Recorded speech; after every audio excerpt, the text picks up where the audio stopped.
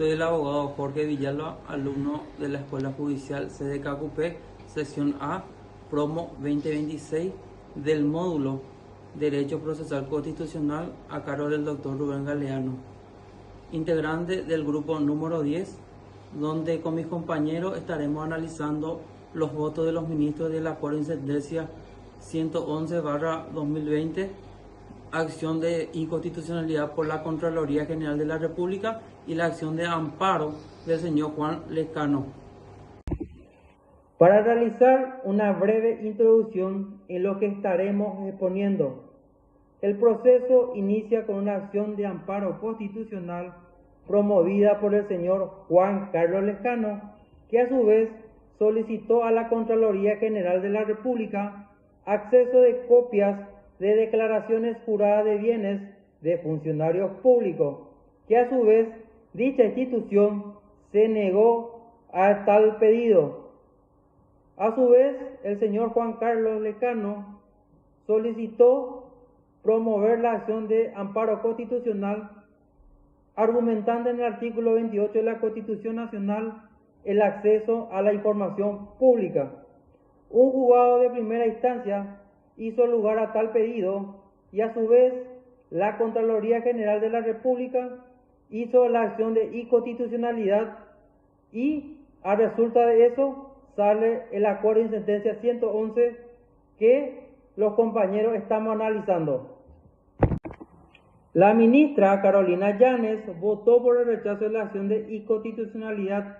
Sostuvo que las declaraciones juradas de bienes constituyen una información pública y que la transparencia evita corrupción. El amparo fue la vía idónea para garantizar el derecho. A mi opinión, la ministra aplicó bien las normas constitucionales y legales para garantizar el derecho a la información pública y la supremacía constitucional y la regla máxima de publicidad. Mi nombre es Karen Rosmarie Carpellini López y en este video voy a estar opinando sobre el voto de la magistrada María Mercedes Buongermini. A través de este trabajo quisiera compartir un breve análisis sobre la postura de la magistrada María Mercedes Buongermini en el acuerdo y sentencia número 111, un caso que generó bastante debate, puesto que involucra temas muy importantes como la transparencia, el acceso a la información pública, así como la protección de la intimidad de los funcionarios. Leyendo el documento, pude darme cuenta que aunque la magistrada no presentó un voto propio, su adhesión a la mayoría es evidente como para entender qué visión jurídica sostiene y considero importante y oportuno dejar un comentario al respecto. Antes que nada, es importante destacar que la magistrada defiende sólidamente el principio de legalidad, pero aquí cabe hacernos una pregunta. ¿Qué quiere decir esto o qué es lo que nos indica el mencionado principio? Para la magistrada y para la mayoría de la Corte, cualquier actuación del Estado, ya sea de un organismo de control como la Contraloría o de los jueces, debe ajustarse estrictamente a lo que dice la ley, y en este caso, la ley especial que regula las declaraciones juradas es la ley número 5033/13, el cual es una ley que reglamenta el artículo 104 de la Constitución Nacional,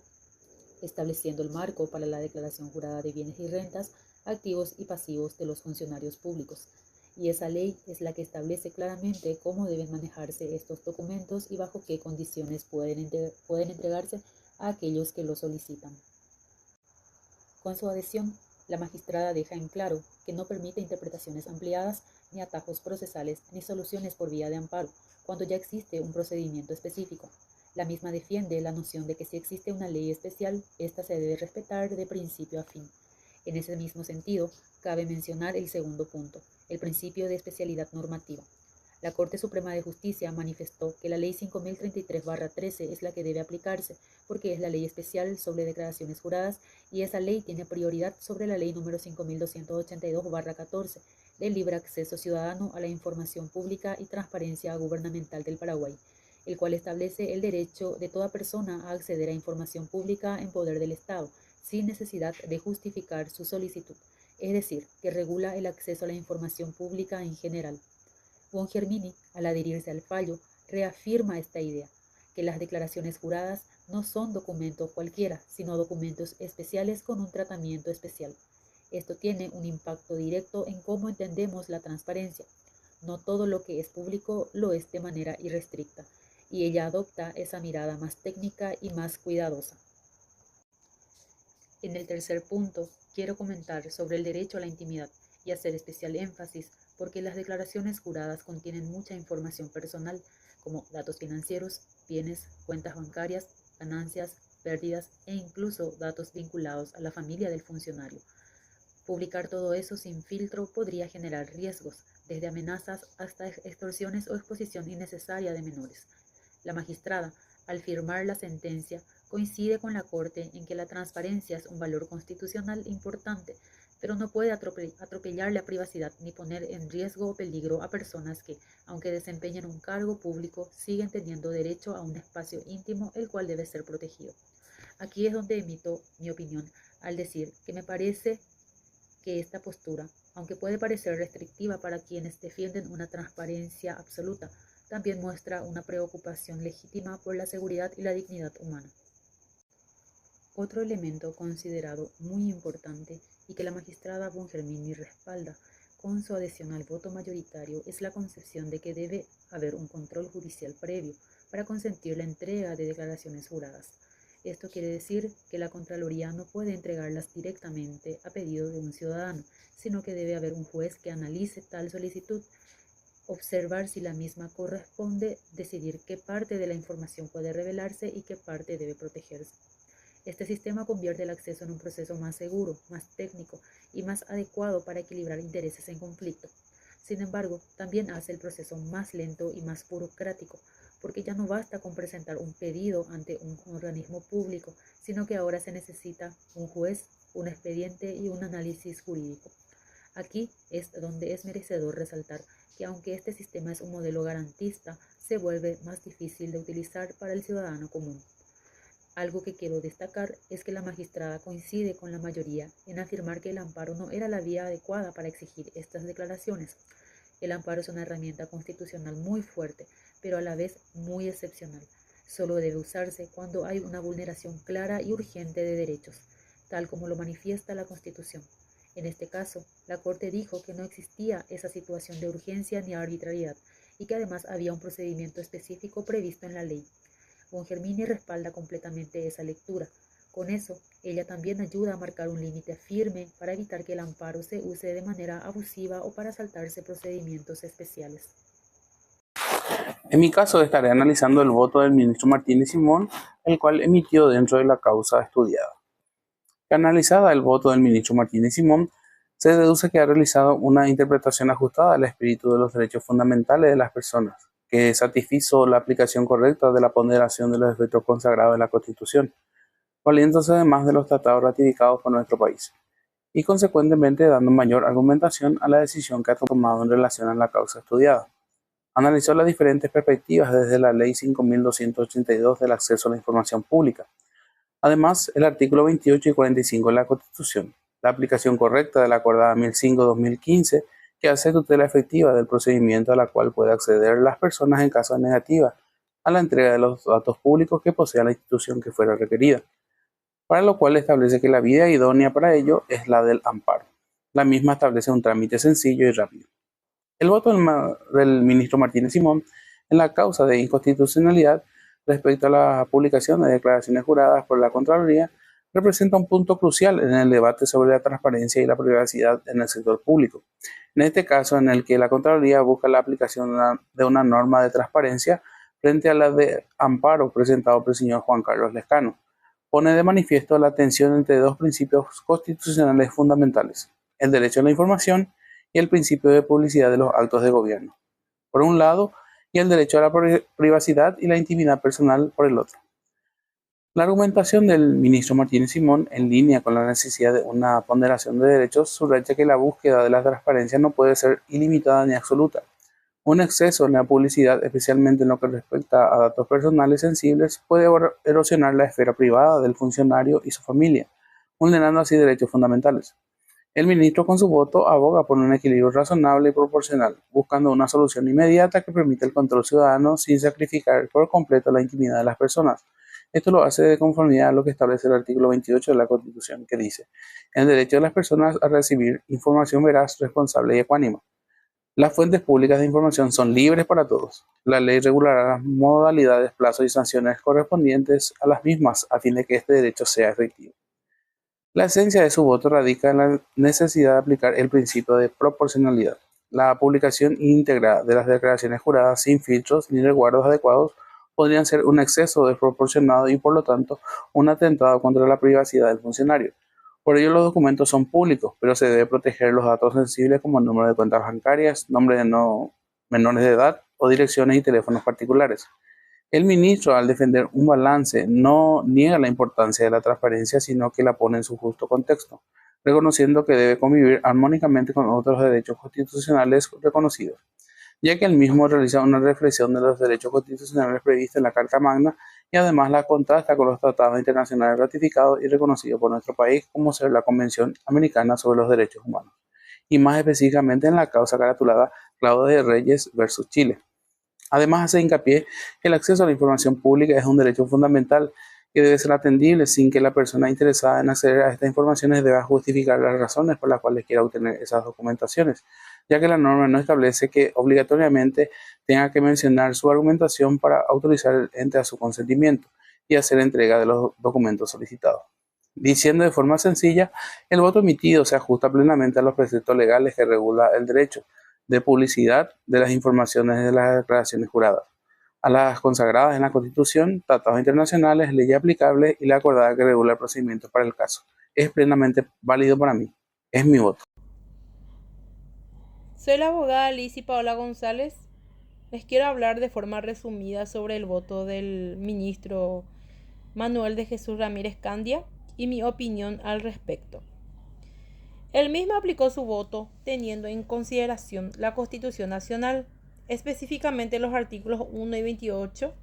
y también la Ley 5282/14 de acceso a la información pública, siendo así el voto del mismo conforme a derecho y ajustado a los principios constitucionales.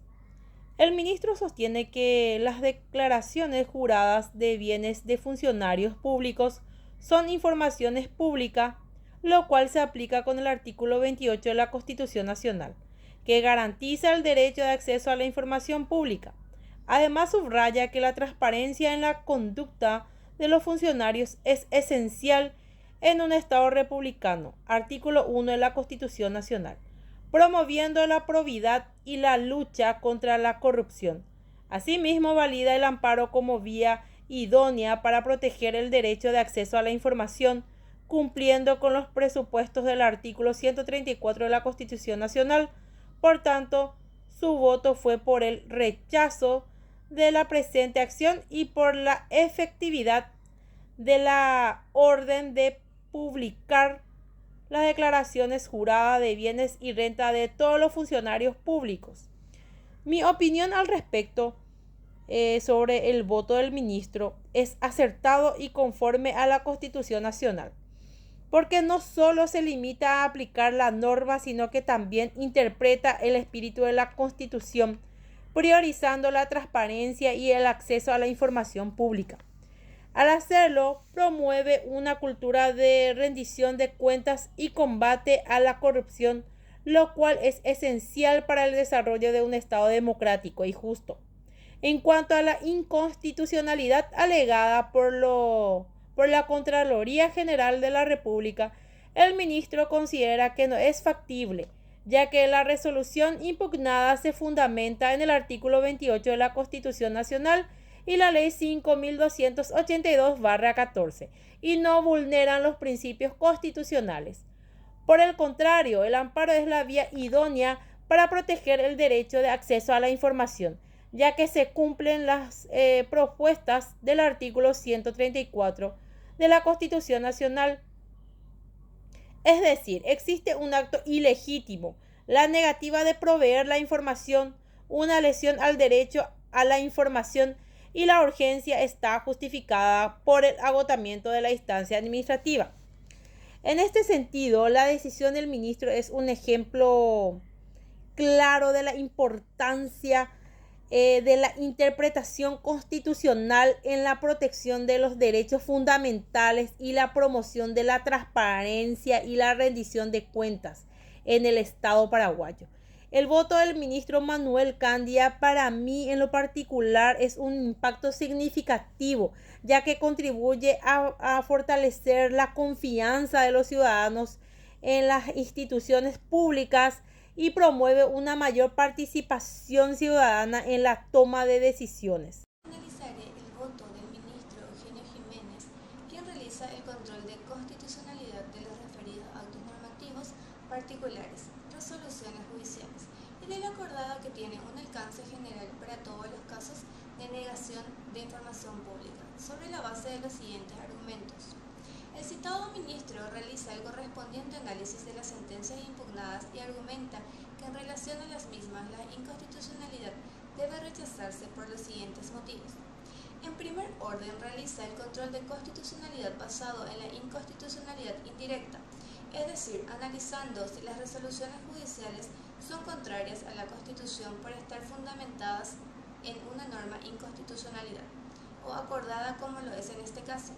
En ese sentido, basándose en el artículo 562 del Código Procesal Civil, sostiene que ese estudio está vedado, puesto que para afirmar que la resolución judicial está fundamentada en un acto normativo inconstitucional, el accionante debió impugnar la normativa invocada por la adversa por la vía de la excepción en el proceso judicial de amparo. Apoya este argumento en la doctrina nacional especializada, invocando al doctor Juan Carlos Mendonca, a quien transcribe en los siguientes términos. Esta norma protege el principio de lealtad procesal, evitando que el litigante aguarde el resultado del juicio para promover la acción contra la sentencia si ésta le es desfavorable. Segundo, en cuanto al estudio de la inconstitucionalidad directa por ser las resoluciones judiciales arbitrarias o contrarias a la Constitución por sí mismas. Artículo 556, inciso A del Código Procesal Civil. Expone que ello no se deduce del análisis de su contenido, ya que las mismas contienen una suficiente fundamentación tanto fáctica como jurídica, de modo que se basan en una argumentación razonable que no le pueden convertir en arbitraria. Asimismo, considera que las sentencias impugnadas se hallan ajustadas a derecho, por haberse producido la derogación del recaudo de la autorización judicial por la Ley número 5272/14. Pero aun si así no fuese, los errores de juzgamiento no tornan a la sentencia en inconstitucional siempre que contengan una fundamentación razonablemente basada en los hechos y en el derecho. Finalmente, aclara que la Corte Suprema de Justicia no es en materia de inconstitucionalidad órgano jurisdiccional de tercera instancia que pueda revisar los fundamentos de los fallos y que los fundamentos de la acción de inconstitucionalidad contra las decisiones de primera y segunda instancia son los mismos que los expuestos en el proceso que concluyera con esta última, por lo que esa situación hace inviable el estudio de la cuestión de fondo. En cuanto a la inconstitucionalidad de la acordada, ratifica que la misma debe ser rechazada porque no se ha opuesto la excepción de inconstitucionalidad, única vía de impugnación, por las partes de los cuerpos normativos, conforme al ya citado artículo 562 del Código Procesal Civil, aclarando que incluso en el procedimiento del amparo es viable la impugnación de la normativa considerada inconstitucional por vía de la excepción cuando en ella se funda la acción, ya que esta facultad está permitida en todo tipo de juicios. Así también se aclara que la acordada no convierte a la acción de acceso a la información pública en una acción de amparo, que obligue a la concurrencia de los recaudos exigidos por el artículo 134 de la Constitución de la República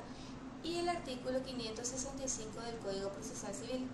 puesto que la citada reglamentación claramente señala que el procedimiento aplicable será el del amparo constitucional y no precisamente que deban concurrir los presupuestos señalados para la procedencia de la citada acción en los pedidos de acceso a la información. Por último, dicha acordada no hace sino desarrollar los parámetros establecidos en la Ley número 5282/14, Ley de Libre Acceso Ciudadano a la Información Pública y Transparencia Gubernamental del Paraguay, sin que sus términos contraríen en absoluto a dicha ley ni a los convenios internacionales en la materia. Consiguientemente, no existe vulneración de una ley por medio de una acordada, Por tanto, no hay inconstitucionalidad por vulneración del orden de prelación de los cuerpos normativos establecidos en el artículo 137 de la Constitución de la República del Paraguay. Cerrando así su análisis y concluyendo que la acción de inconstitucionalidad promovida por la Contraloría General de la República debía ser rechazada en todos sus puntos. Muy buenos días, queridos compañeros, querido profesor. Mi nombre es Violeta Vallejos y hoy hablaré acerca del resumen del voto y de la opinión del doctor Marcos Riera Hunter. El doctor Marcos Riera Hunter votó por rechazar la acción de inconstitucionalidad, manifestando que si bien la acordada pudo haberse extralimitado a sus atribuciones, deja en claro que existe la Ley Orgánica 609/95, que establece los deberes y las atribuciones de la máxima instancia judicial y sostiene que éstas son dictadas dentro de su carácter administrativo para la determinación jurisdiccional y por extralimitarse no implica la violación de la Constitución en su artículo 131 y tampoco el del artículo 23 de la Ley 5282/14.